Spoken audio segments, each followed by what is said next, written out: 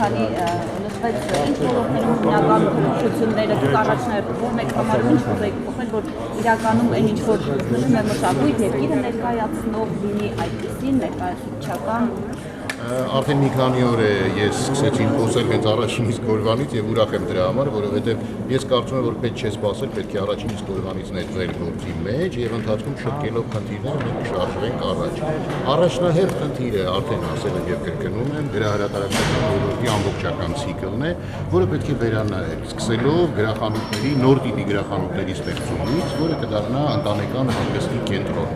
Համոզված եմ, առավել քան համոզված եմ, որ նման գրախանութները կնպաստեն գրահրատարակչական ոլորտի ամբողջական ցիկլի բիզնես զարգացմանը, հրատարակչությունից սկսած, գրողների եկամուտներից սկսած եւ ընդհանրապես գրականության սպառման առումով։ Եվ այս փորձը պետք է կուտակել ամբողջ տեղայնացնել ամբողջ Հայաստանի Հանրապետությունով մեկ, փորձը մենք կսկսենք Երևանում եւ Երևանյան մեկ ներդրողի միջոցով Երևանյան օրինակը կարող է դառնալ օրինակ ամբողջ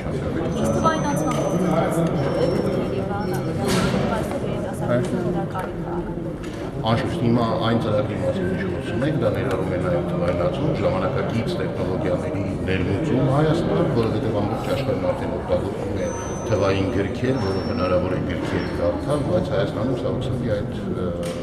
պակասը կա։ Դա կլինի նաև կներառի իր մեջ նաև այդ ճյուղը։ Պարոն Ամիրյան, օրեր առաջ հրապարակում հայկական գրախանութում փակվեց, այս հարցը հնարավոր է։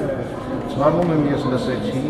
բազմապես ժամանակ չի եղել, 3 եմ առաջին աշխատանքային սկսել, ես առաջիկա 1-2 օրվա ընթացքում անպայման հրավիրելու եմ խորհրդակցության ոլորտի շահագրգիռ եւ կազմակերպությունների ներկայացուցիչներին, գրախանութներ, հրատարակչություններ, գրողներ, ոլորտի բիզնեսով զբաղվող, ներմուծողներ, ներգրողներ, գրքերի գրականության, ինչու՞ չէ նաև այլ ապրանքատեսակների, որոնք առաջվելու են նկատի ունեմ գրենական բիզնեսներ եւ այլն։ Եվ ունենանք խորհրդակցություն, որը մեզ հնարավորություն կտա որոշելու ճիշտ ճանապարհը։ Եվ պիտի խնդրեմ ձեզ, սիրելի գործընկերներ, հնարավորինս շատ առողջություն, հնարավորինս շատ լուսաբանել եւ մոտ կանգնել մեր խնդիրներին, որովհետեւ մենք կարողանանք հանրության ձայնը ձեր միջոցով ստանալ եւ համապատասխան քայլերը ճիշտ անել, չշեղվել հանկարծ մատնանշված ուղիներից։ Խնդրում եմ ձեզ, լուսաբանեք, մոտ կանգնեք մեր ոլորտին, որքան որ հնարավոր է։ Պարոն Ամիրյան, գրահրատարակչությունից բացի ձեր առաջիկա գերխնդիրը որը կձևակերպեք որպես Կինոյի օրենքի ընդունումը, որը հնարավորություն է տալու արտաքին ներդրողներին, այսինքն արտաքին պրոդյուսերական կենտրոններին եւ կազմակերպություններին, որոնք նկարահանումներ կառնեն Հայաստանում, ազատել որոշակի հարկատեսակներ։ Դա կխթանի ըստ իս